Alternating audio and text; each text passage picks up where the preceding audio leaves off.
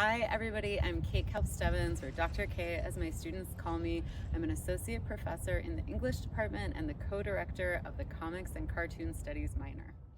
So my research looks specifically at how comics and other forms of visual media are used in ways of self-determination, forms of cultural representation, and then also the work of human rights and documentation. Comics were something that were really important to me growing up, and then when I started studying the history of colonialism and forms of inequality and racism around the world, I found that comics were a really useful tool for understanding not just how people see themselves, but also how they see each other, and then for questioning the sorts of translations and negotiations that go into forms of representation and understanding. So of all my publications, I'm proud of so many, but I have to say that the ones that students have worked with me to create are some of the ones that are the most meaningful to me. So the first show that I ever curated for the Jordan Schnitzer Museum of Art was called The Art of the News Comics Journalism, and it involved 14 of my comic studies undergraduate students who all helped to interview the artists that we brought here, and they're all featured in the catalog, The Art of the News Comics Journalism. I also got to involve graduate students who wrote essays about some of the pieces in the show. So that's one of those publications that is just really, really amazing to me, and I love to show it off. Likewise, doing this show, It's Still a Magical World, Hobbes' old buddy, the Calvin and Hobbes exhibition. It was really amazing. We got to go pick from original Bill Watterson art for Calvin and Hobbes 33 original strips and bring them here to the JSMA for the first time ever. And so a lot of my students were really intrinsic in that process.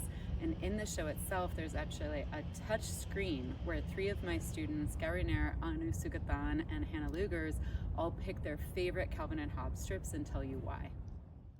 I teach a pretty big range of classes, but especially our Intro to Comic Studies class, our graphic narratives and cultural theory classes. You can always find me in those. Likewise, I'm usually bopping around campus, especially here at the JSMA.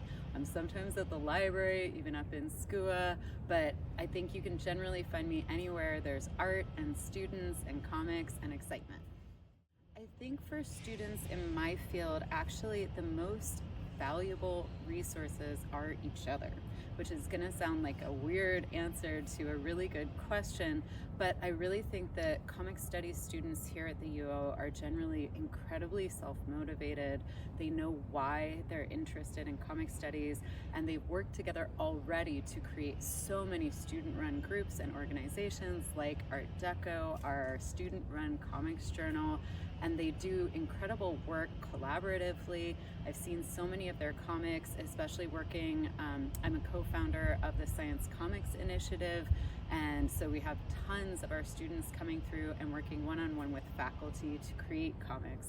So I think the more that students know that they can go to Art Deco launch parties and gatherings every week and find each other and work together to make comics, that's really, really essential. And of course, come talk to me too, but I think for any students interested in verbal visual media, any of those different areas that might touch upon, one of the most important things is really just to realize that what you're doing is a form of reworlding and imagining and bringing into being a new world. You're using tools in order to read and understand the world around you, and then you're drawing, literally and figuratively, a world to come. And so just take that responsibility to heart, but also enjoy it every minute.